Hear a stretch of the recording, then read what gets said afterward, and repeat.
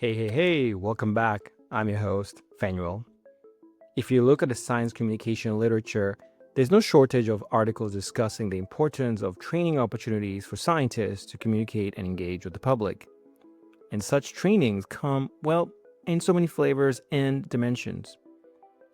And if you've been following us, you know we've been talking to directors and program leaders about what they're learning from running these public engagement trainings. In this episode, we go deeper. I mean, way deeper. I sit down with the co-founders of Let Science Connect, Dr. Prativa Baral and Dr. Jasmine Mah. I ask them about the inspiration behind their training initiative and explore what they offer to the scientists that they train. I press them on a bunch of things, including evaluation, my favorite. What are they tracking? How do they define success? And, well, I don't want to ruin it. There's so much more. So, grab your popcorn, your notebook, and let's dig right in. Mapping the ongoing work across the civic science landscape by characterizing the why, what, how, who, when, and where through talking directly with practitioners in academia, government, for-profit, and nonprofit organizations. I'm Fanuel Muindi, and this is Questions of the Day. Previously on Questions of the Day. That might, whatever form that might look like. So there are ways in which we don't exactly know how we will pivot our content or maybe even our programs, but the message of hope will need to tie it all together, as well as that effort to bring individuals together. We don't want anyone to feel like they don't have a place, they don't have a connection, they don't have a network they can't look to. And so we're really trying to fill that. Subscribe to access that conversation and many more. Prativa and Jasmine, thank you so much for joining me. Thank you so much for having us. We're really thrilled to be here. So Let Science Connect. When I saw this organization, I knew that I needed to talk with the founders to learn more about what you're doing, the 411, as they say. So today we're going to do just that. We're going to get into the details. So to understand what you're doing, what you're learning from what you're doing. So can you take me back to, I believe you were both attending an antimicrobial resistance seminar or something. And you left that and you looked at yourself and you're like, okay, something here is wrong. Can you just take me back? Because that was the genesis for what LSC is all about, right? And the problem you're trying to tackle. Prativa, could you just take us back there? Yes, I mean, I'll take us even further back, I think, and reflect a little bit on the fact that, 6 years ago at this point, I was a PhD student at Hopkins, and I would cross the American-Canadian border. And every time I would cross the border, I would be asked whether how my dermatology practice was going, because I'm an epidemiologist. So people didn't really know the difference between epidemiology and dermatology, and for good reason. And then Jasmine. So I am a geriatric medicine fellow. Geriatric medicine fellows specialize in medicine for older adults, but people had no idea what a geriatrician was. So then the pandemic happened, and all of a sudden we were thrown into this world of communicating very complicated, evolving science to an audience who wasn't necessarily aware of all of the intricacies of what it's like to be an epidemiologist or a geriatrician. And all of a sudden we were doing 6 p.m. news, and we were doing, speaking to different stakeholders, and we had zero training, because believe it or not, you can be a PhD student in a top institution and yet science communications and communicating your technical expertise to a non-academic, non-technical audience is just not prioritized. It's just not incentivized. It's just not included in the curriculum. And yes, that AMR conference was a tiny little aha moment for us, but then the pandemic was the broader aha moment where we were like, we need to do something about this. And so Jazz and I got together and said, let's create something, and let's fix this gap and respond to this gap. And that's where Let Science Connect emerged. And really, we're creating We decided to create this because we made so many mistakes in this time. So when we were asked to speak to the news or go on the radio or asked for quotations, like this was all like without any formal training in these spaces. We did ask, it wasn't necessarily readily available or available for students. And yet we were still doing these media interviews because after, I'm 12 years postgraduate education. So I think that makes me a little bit of an expert in my space. And there's a lot of things that had no clue about. So nobody's ever taught you how to move from a TV interview to a radio interview, or what they're looking for in terms of short snaps, or how to answer really tough questions. So there's a lot of like mistakes made, and that's why we hope to empower other people in our positions who may not get this training as well, to say that we've done it with you, and please learn from what we have, from the mistakes we've made. Yeah. Now, on your website, it says you are on a mission to change how the world views science and increase the trust in the scientific process. Come join us. Okay. So is the mission, who are you trying to train? And tell us sort of the details of who your target audience is. Yeah, I mean, I think fundamentally, like you said, science to us is just the way that you understand the world. And for all of the reasons that we've talked about, the limited incentive structure, the limited training, we very much feel that science has been kind of stuck in its silos. And that is a big disservice to the world, because the world wants to know about the cool projects that we're working on and all the really cool, nerdy things that we're working on. And I think it does something to the trust piece too, given what we're seeing now with the massive slashing of funding in science. There is something to be said about this communication training going above and beyond just the training of technical experts, to putting a message out there that if more people knew about our work, then they would trust the work and they would trust why science and investing in science is so important. So it's kind of a dual mission approach, I would say. And to your response of who we're targeting, I think initially our primary audience was graduate students, because we were graduate students at that time, no longer graduate students, thankfully.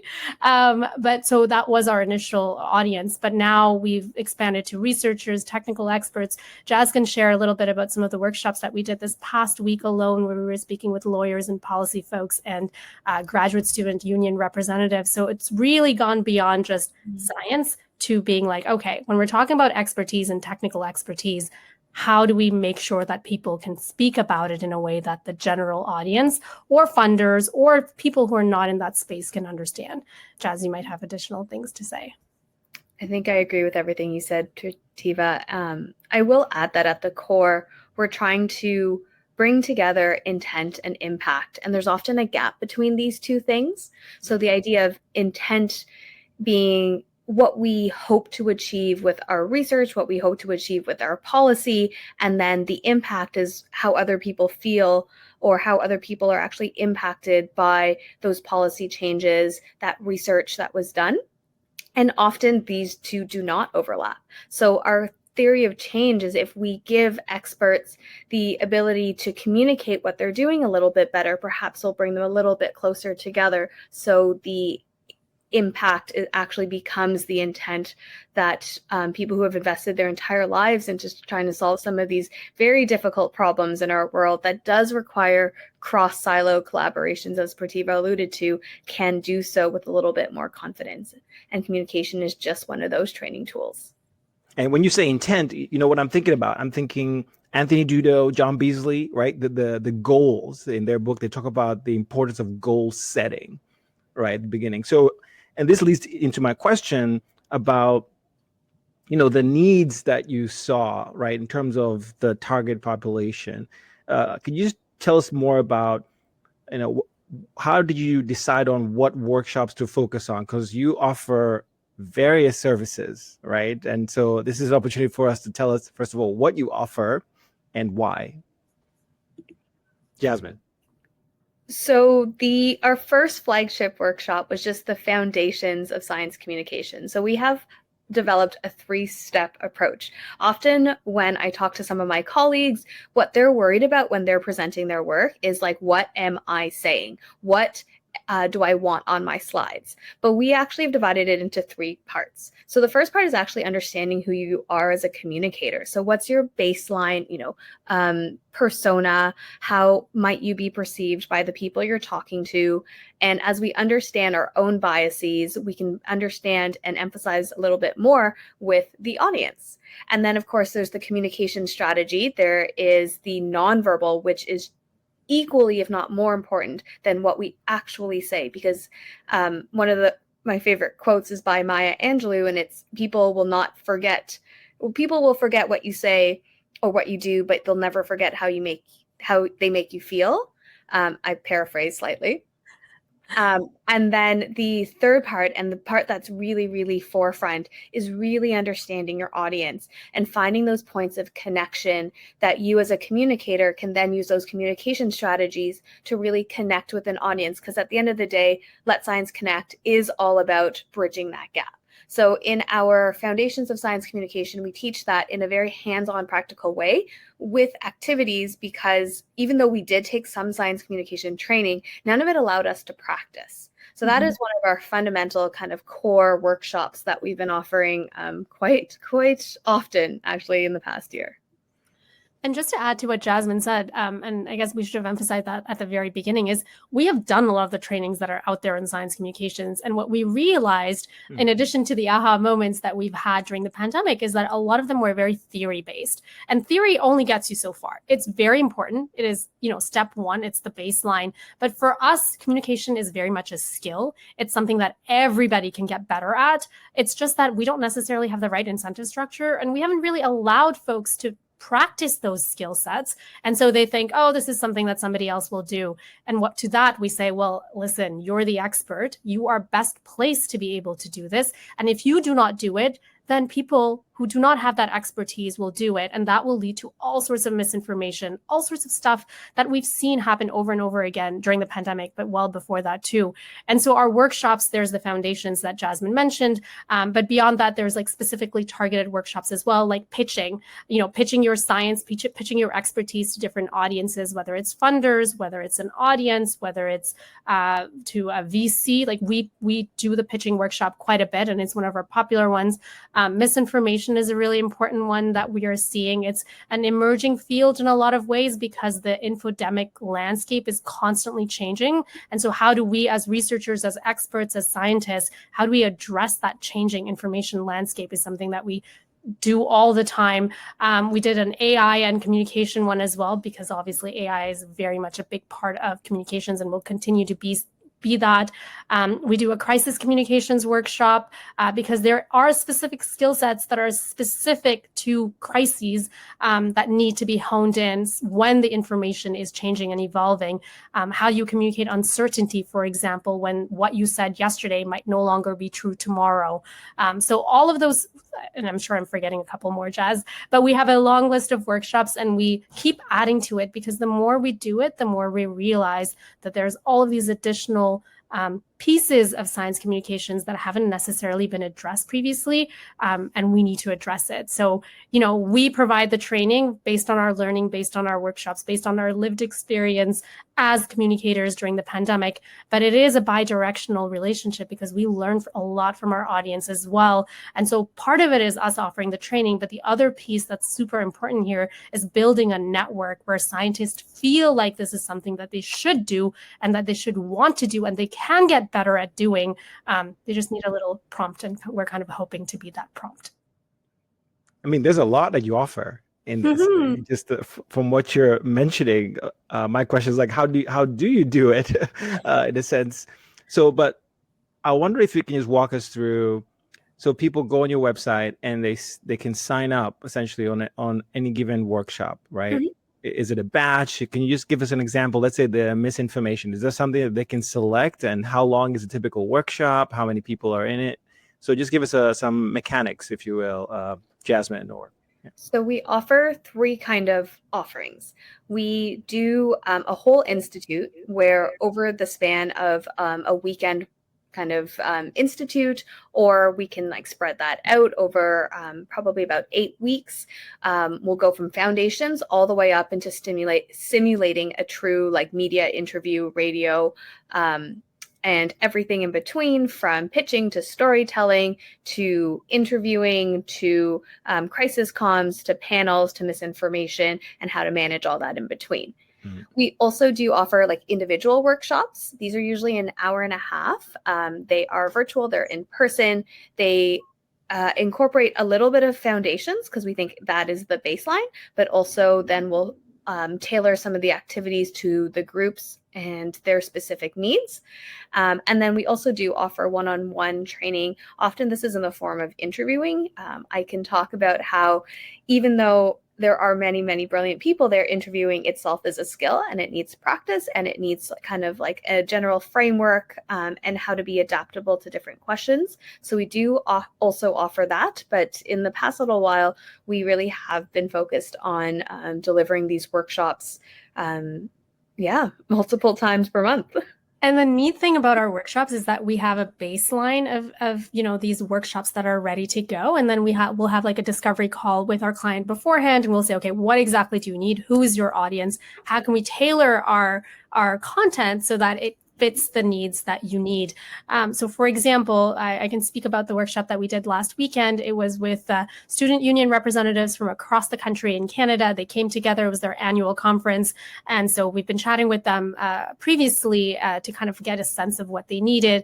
And they said, we would love a science comms, like foundational science comms workshop along with media relations, because obviously as student union reps, they need that sort of training. And then they also wanted to specifically talk about advocacy. And so we brought in some of our pitching elements, some of the more advocacy specific content that we have, and all of the practice exercises that we deliver in our workshops. We tailor it so that it fits the needs of our client. So for these students, student union representatives, all of our practice-based, the practice is the same, but the exercise content or the prompts that we give them is very much tailored to the type of stuff that they might receive when they do a media interview, for example. And I think that's kind of the secret sauce that we've kind of shared with you today, is that because we are able to adapt our content to every single client, all of our workshops have been incredibly successful because it's not a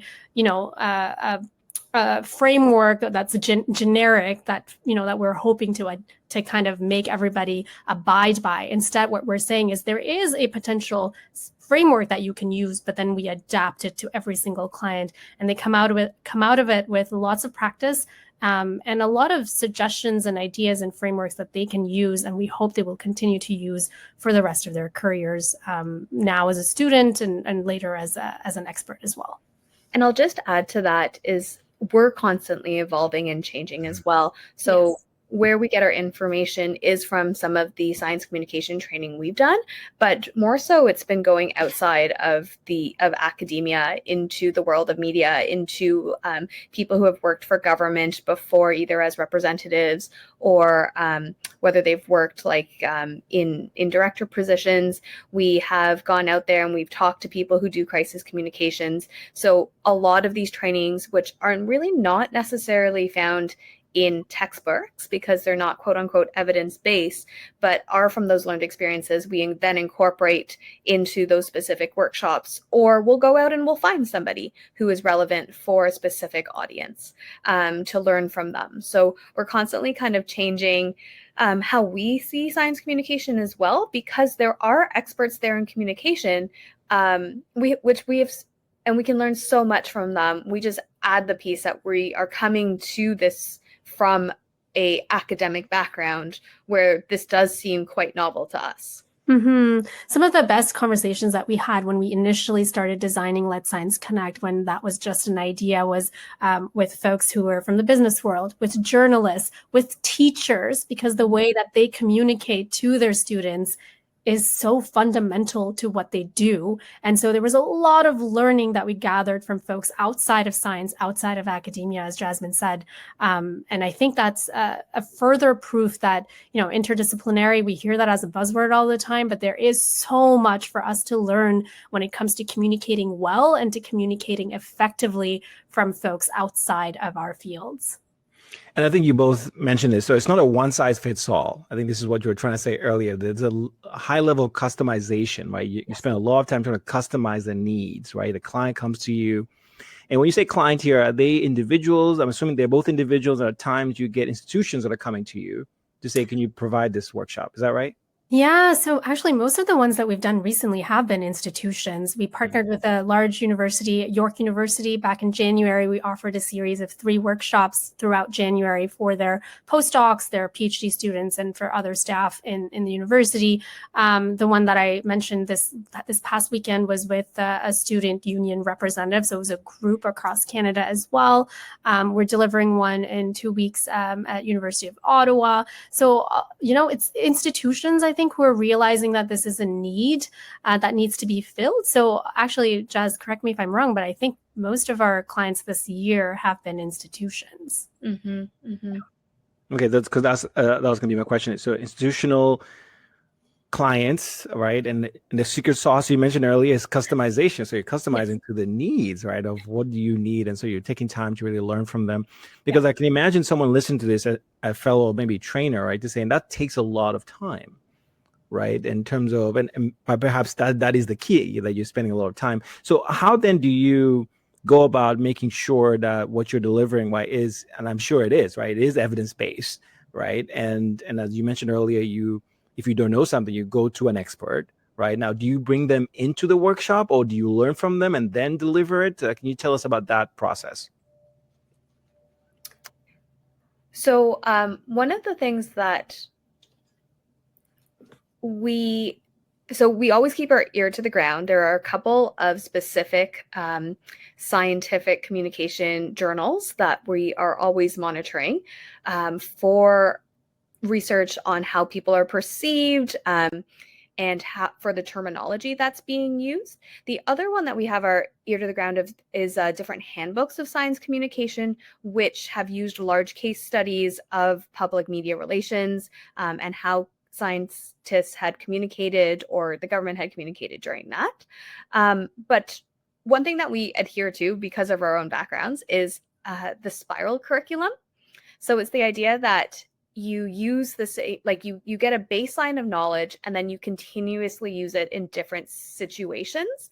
And the idea is not everything sticks in the first round or the second round or the third round. So a lot of what we're teaching is the same skills, perhaps with a different prompt or a different way of teaching or a different way of thinking about how you're communicating. And hopefully one way will stick with someone at some point in this continuous spiral of learning the foundations and then applying those foundations with a couple more things in the media simulation or applying those in the panel crises. So that's kind of how we are trying to be a little bit more, I guess, thoughtful about the learning process itself. I know I didn't answer the second part of that. It's okay, because actually follow up on that. You mentioned journals. Can you name one that you guys love to go to, for example? Our favorite one is the Oxford, that's a handbook, but the one that we go to all the time is I'm going to butcher the name, Journal of Science Communications. Is that what it's called, Jess? Yeah, I think that's the one that we go to. I think there's another conversation. Yes, the Journal of Science Communication. There's another conversation I think to be had about what exactly is evidence is construed of, right? So I think in our, as we mentioned throughout this conversation, we have gone to experts because there is such thing as learning by doing, and there's such thing as learning by lived experience, and a lot of it is from our own. I remember the very first 6 p.m. News interview that I did. If you ask me what I talked about, I have completely blocked that out of my memory. All I remember is after doing the interview, I lay down on the floor and I just like looked at my ceiling and I breathed. I just like took a couple of seconds to breathe because it is a skill, and the more you do it, the better you become at it. So a lot of our evidence does come from, what's out there in the literature, but also recognizing that some of the literature is a little outdated just because we're talking about different levels of misinformation that we haven't seen previously, or that we might have seen previously, but in a different setting. We're talking about AI. We're talking about some of the misinformation coming from some of the higher levels of, federal administration. And so we're talking about a very different landscape. And so what we like to do is, like, as Jasmine said, take that foundations, learn from what's out there, and then go out there and actually speak to the people who are doing the work and reflect on our own experiences of doing that work and mesh it all together and create a curriculum that we think fits across all of this.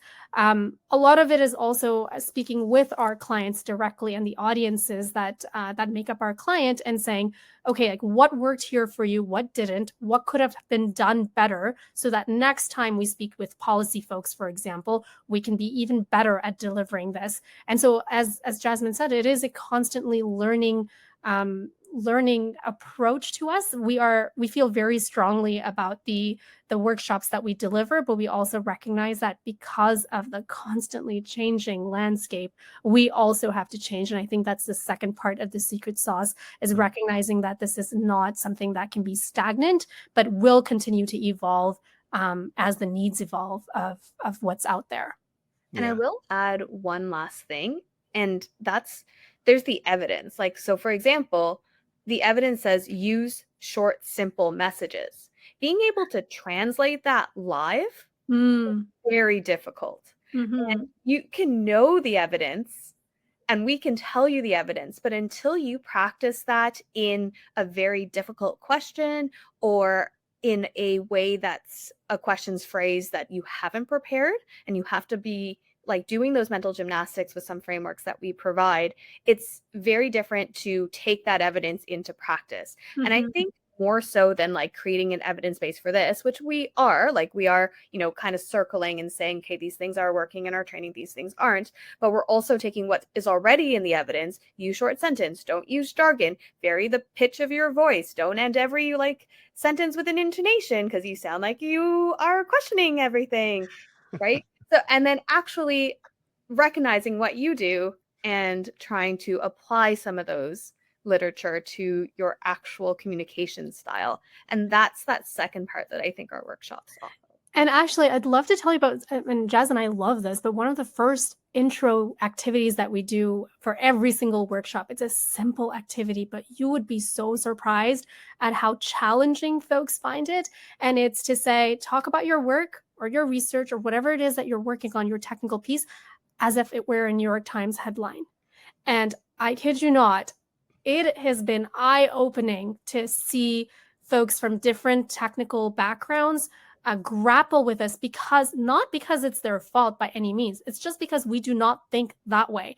If you think about the training, the years of training that we've gathered, we are trained to speak at conferences, at academic conferences, to speak with one another, to speak in jargon-heavy language that we all know, but that, that person in the other office may not know if they're not in our field. That is what we're trained to do. And all of a sudden we're asking people, actually, can you speak at a grade 6, grade 7 level? Can you change your headline, your work, the way that you talk about your work, so that there's a hook, so that people can really understand what you're trying to do, the so what, rather than all of the how, the methods? It is asking for a lot. And we get that, especially because there is not that baseline training. But that's exactly what we're trying to change, is so that you can kind of do those mental gymnastics with us in a safe space before you go out there in front of millions of people and are asked to do this, and potentially you don't necessarily do it well. So the New York Times one is a great example. The live media interview that we do is also a great one, where we don't tell people the questions beforehand, because in all of the interviews we've done, we never get the questions beforehand, as you're aware. And so you just show up and Jazz will play producer, or I'll play producer, and we'll do the, the camera, the logistics, as if they're doing a live interview on Zoom. And then we'll go in and we'll ask them rapid fire questions, and we'll have taught them some of the basics. If there's a particular question you don't want to answer, here's how you would navigate it. Here's how you use bridges and boomerangs to kind of, not fall into the trap questions. Here's how you still acknowledge the question, but still go back to your main message. So we give them the practices beforehand, and then we ask them to put it all together in that media interview. And it is so fun for us, and it is really stressful for them. But the idea is so that they practice that in a safe space with us before they're out there on CNN and are asked to deliver a message, particularly during a crisis. So we just want to, give them the opportunity to do that with us beforehand.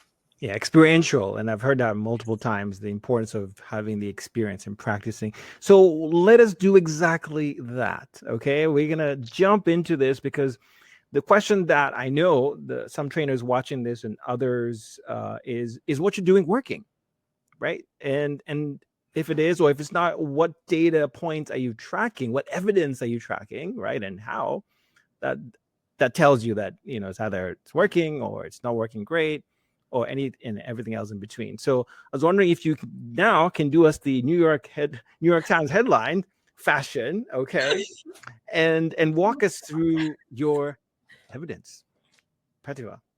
Oh gosh. All right. New York Times headline. Okay, so we know that there's a demand.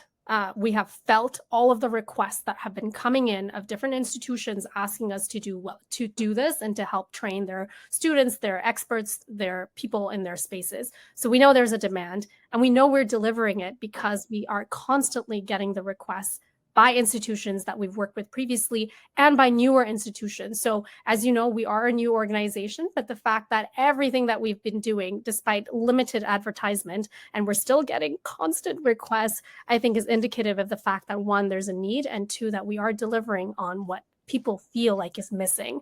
In terms of longer term, I mean, I'm an epidemiologist, so I would love to give you a stronger answer in terms of like specific data points that we're tracking. And we are tracking that, there's testimonials, there's all of that, but there's also whether people feel like they've gotten what they wanted out of these. And a lot of the testimonials that are coming in from folks who've taken our training is that, one, they appreciate the hands-on piece.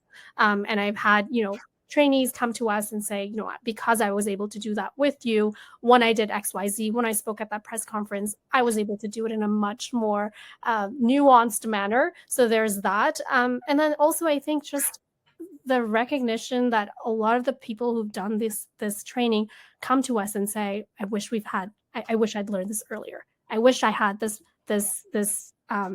institute offered to us earlier, because I could have used it in so many different ways. And I didn't realize that this was a skill that I could learn and that I could learn to do it well. We are going to continue tracking the specific data points as we continue to scale Let's Science Connect and continue to grow this. But every single sign so far that we've seen shows that it is working, and we're really, really excited about that. And Jasmine, from your end, what metrics keep you up at night? I will have to talk about personal experience and anecdotal evidence, in that I probably about 7 years ago could not make a public presentation without feeling anxious, without having like sweaty palms. And I would finish a presentation and it would be like I had no oxygen to my body and my entire body was pins and needles. And because I am a type of learner that does better the more I expose myself to those situations.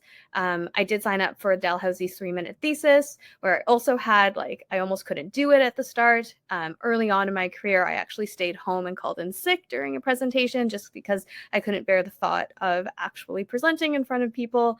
And after constantly making sure I did more training to feel comfortable, to then put myself out there and give presentations, I am now much more comfortable doing that and doing it on a lot shorter notice as well, and feeling comfortable answering questions, which was always my biggest fear. There's the thing that you practice, but then there's also the things that come out after, and I am very comfortable with that now. So as a personal story of the fact that communications can be learned, and then carrying those same traits with me also into social situations where you have an opportunity to meet somebody that could be a good mentor to you, or has common ground, and using some of those same skills, whereas before I would not have been as comfortable making conversations.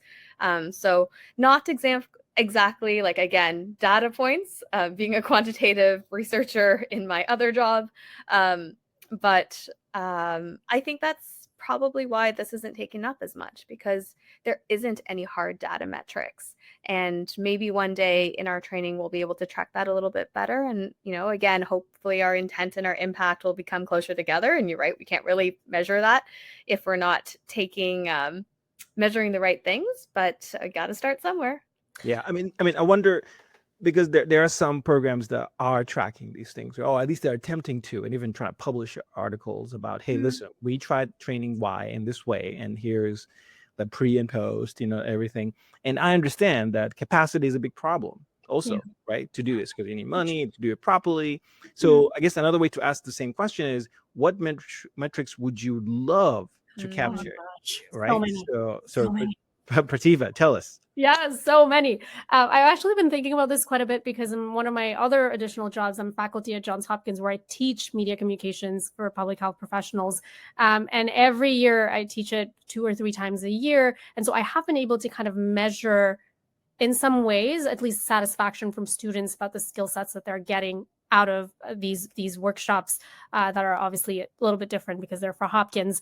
And it's been really eye-opening to see, again, a lot of the things that I told you about the necessity for this, how they think this has been really, really helpful for them, but also the fact that it scores every year as one of the highest, most loved courses at Hopkins speaks, I think, to the need and the desire for a lot of folks to want to learn this skill. So there's that one quantitative metric that I can give you.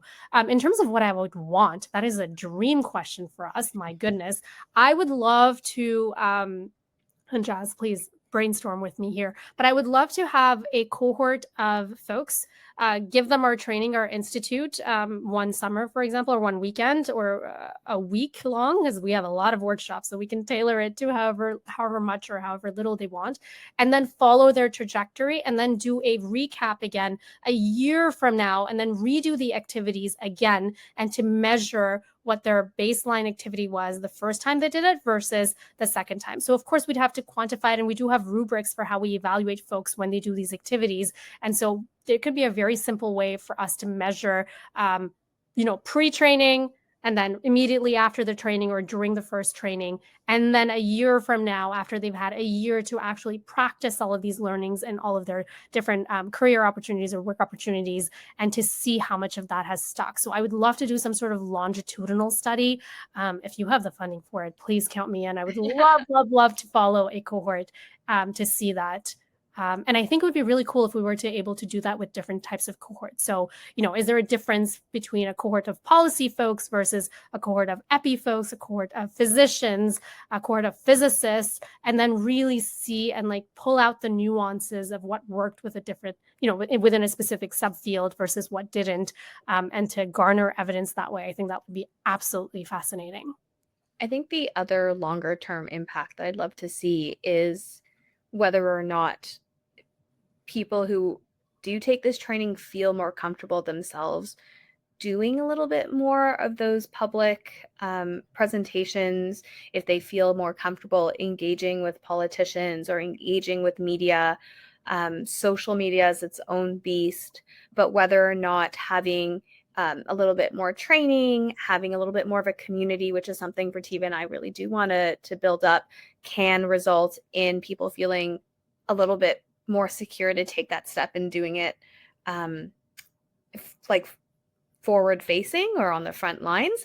And then even, taking that a step further, if we get funding to do these longitudinal cohort studies, is whether over time a certain space that might be in real life, 50% women, 50% men, but in the media is actually 80% male representation and 20% female representation, whether that equals out a little bit more. And we can talk about that in all levels of diversity. Okay. So there's a lot in there, and I just wish we had more time. Where did the time go? So is the impediment or the challenge here funding? You both mentioned funding. If you had the funding, we'll be able to do this. Is that the challenge? Is that the blockade here? Oh my gosh, yes. And we can have an entire hour-long or a weekend-long conversation about funding. I think, as we mentioned multiple times, the incentive structures are not there, right? A lot of the conversations that we had earlier on, even among scientists, were like, well, actually, this is not something that I'm paid to do. This is not within, my mandate. And part of what we're trying to do with Let Science Connect is to tell people and experts, it may not be within your mandate, but now it is, because we don't have a choice. Look what's happening around us. We kind of need you to step up and take up space, even when you don't feel comfortable, because the alternative is to have, I'm sure you've all read reports like the misinformation dozen and whatnot. So I feel like now is a really, really good time to take up space. Funding is a huge challenge. We're seeing cuts across the board when it comes to scientific institutions. Universities are being targeted. Already in all of our conversations with institutions, there's so much interest, but they're not necessarily able to back up that interest with the funding required for us to scale this up sufficiently. So it kind of is a double-edged sword in terms of what happens next, because I for sure think that things like science communications and science communications training will be deprioritized. But if anything, I think there's going to be an even larger demand today, because there's limited resources. Scientists and experts will see that, well, actually, I need to communicate. I need to advocate for the work that I'm doing. How can I do that better so that I have access to the limited funding? So it's like a double-edged sword, which I hope showcases the value of training like ours. But yes, funding is such a challenge. Yes. And I will add that, like, just to, I guess, categorize a little bit more, there is like a waste argument about not communicating research, right? There's duplication of resources. There's the fact that not all research gets published. And, is there a reason for scientists who often get paid by public taxpayers to be able to share that back? There is a financial reason from our colleagues in the business world, like miscommunication causes lots of wasted resources annually. There may also be a duty on some of our professions, right? So a physician who is unable to communicate the latest results that might be beneficial for their patients, maybe there is a duty of the profession as well.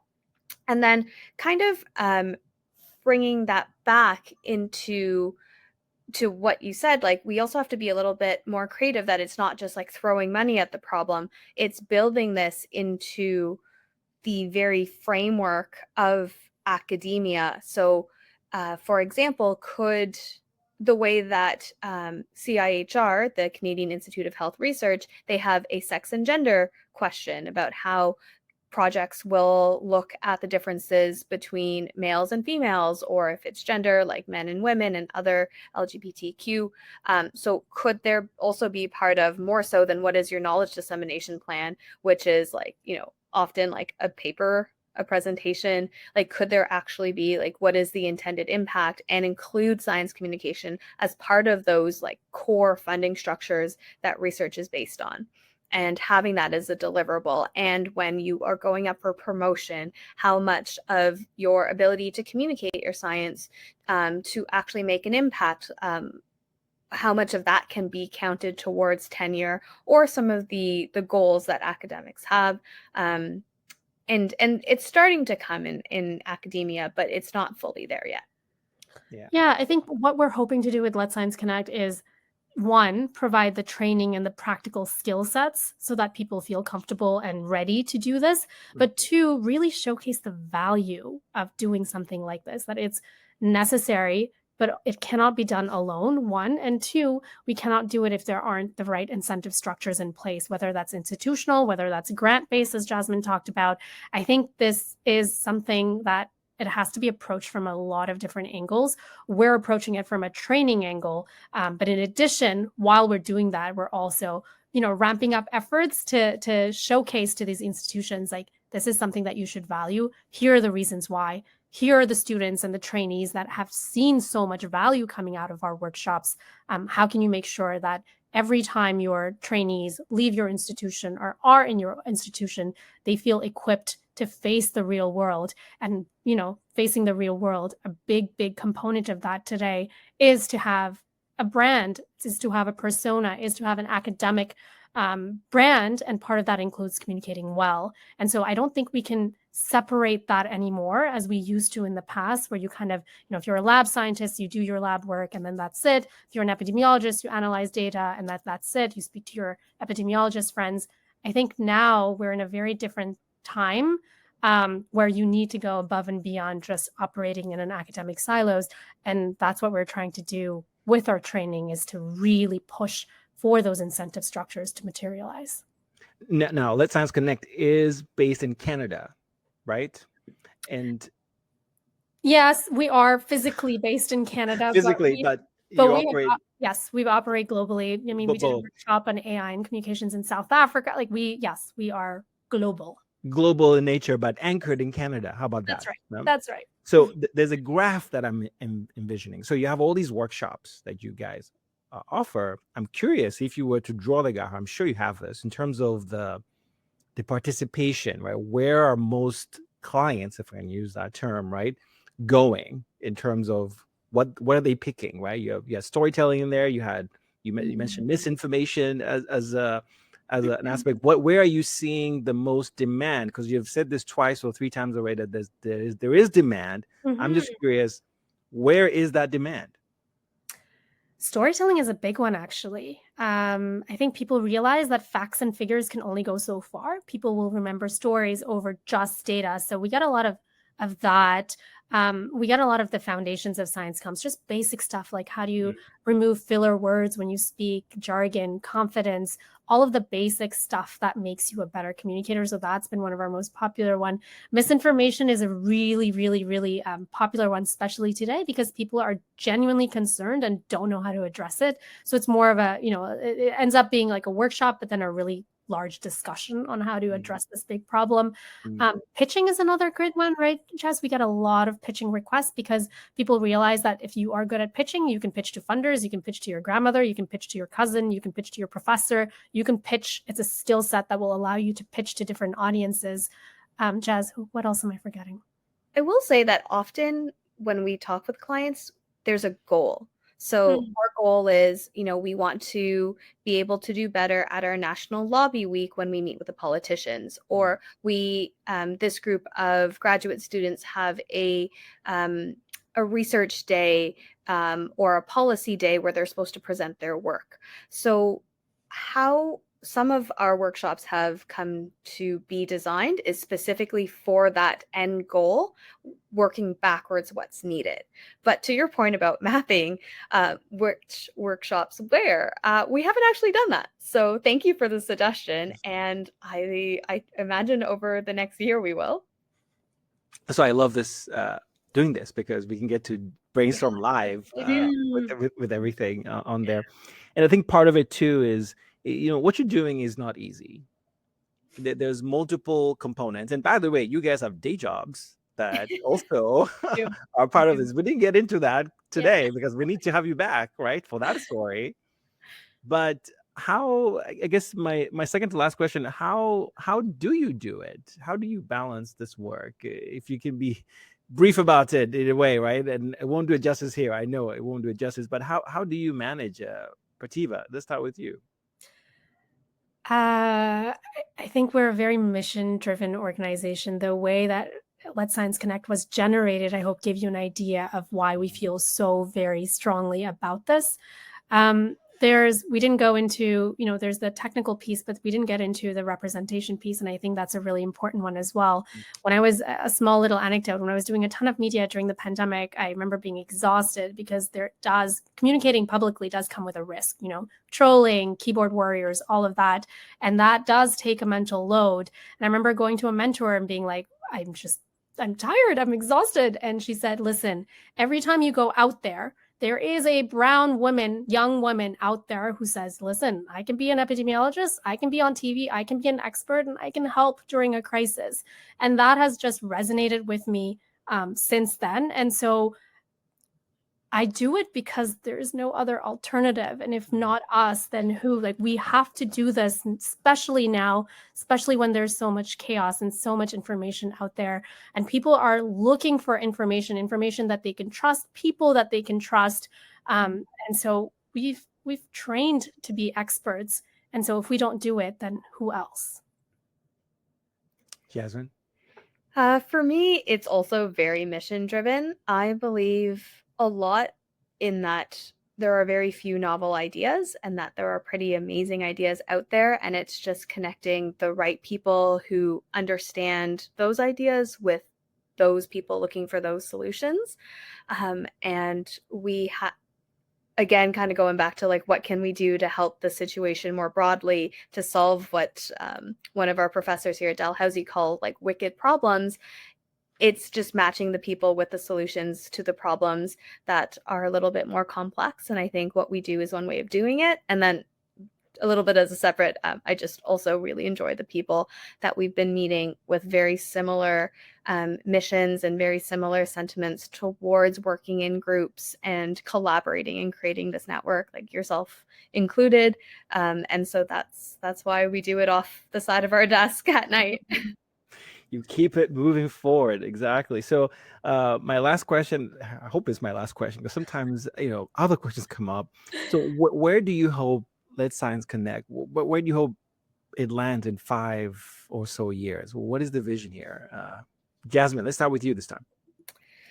My vision would be that it is incorporated into fairly regular curriculum, whether that's through a grant-based system, whether that's through basic university, like some sort of first year class, particularly for many like forefront specialties or forefront people who are going to be working in a space that requires a lot of communication. That would be my goal, but even broader, like I would love to see a network of people who feel comfortable talking about their research to anybody, and then coming back and sharing that with Prativa and I, and just building out, people that we can bounce ideas off of and continue to grow this network of people who have like very, very excellent ideas, but maybe we're not as comfortable bringing it to the public. I'll add to that. Everything Jazz said tenfold, absolutely. I would love a large network of folks who are helping each other out while we figure this out. I would also really love to scale this up internationally. I mean, I think we think of this very much as a North American problem or an American problem or a Canadian problem, but the reality is communicating science has a lot of international components. For example, if we think about the fact that academic journals, most of the science coming in are from North American institutions because they have more resources, but also because English-speaking folks tend to be prioritized for various reasons, for obvious reasons. So I think there's a lot that can be done internationally as well with Let's Science Connect, and going to Jazz's idea of connecting the right people and the right ideas together. We are a globalized world, and I think I would love to see Let's Science Connect being scaled up globally. And we've already kind of started doing that with, we did something in South Africa. We're building our partnerships in other places as well, but I would love to see that. The second piece that I would love to see building off of that network is Jazz and I are just two people doing this. We love what we do. It does not feel like work, but we would love to scale this up so that we had I don't want to say mini us's, but other folks who are just as passionate about the practical training that we offer, so that we train them and then they go out there and train others, thinking about impact, the magnitude of people that could receive this training and benefit from it, when it's not just us two, but a wide network of other people who feel just as strongly about this and have the skills to deliver it. I would love to think about ways that we can scale that up as well. And then everything else that Jazz said about the institutional embeddedness. I would love to see, I don't know if this is practical in today's political climate, but having folks like science communicators in residence in certain institutions, the episode that you shared with Kate the chemist with, I think she's a professor of public engagement. I think that's fabulous. That's what we need. We need people like that, and people like us embedded in different institutions so that we can really, really push both internally and externally to showcase the value and the necessity of communicating your expertise and communicating it well. And a little bit more of a finite goal, I would love to be able to evaluate this, maybe numerically, but that will require a lot more thought. Yeah. Although with that, right, this plays into plug-in points for those who might be interested to collaborate with you. So a couple of yes, no, maybe you are looking for partners. Yes? Always.